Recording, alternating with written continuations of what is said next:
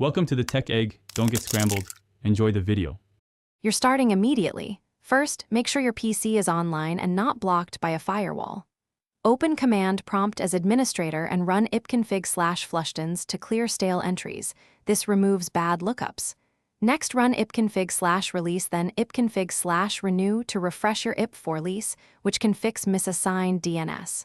Once done, ping 888 to confirm network reachability before changing any DNS settings. Connectivity must be solid for the next steps. Now you'll modify DNS settings. Open Network Connections, right-click your adapter, select Properties, choose Internet Protocol version 4 and click Properties. Switch from Automatic to use the following DNS addresses, then enter Google's 8 or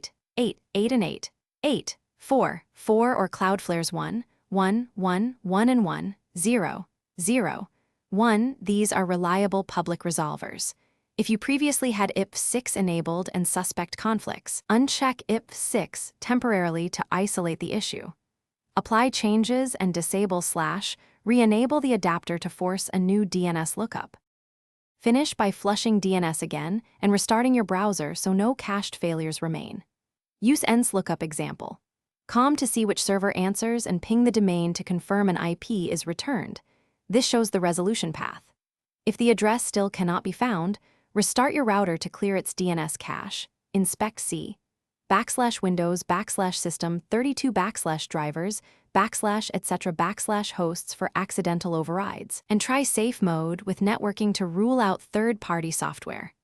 One key tip.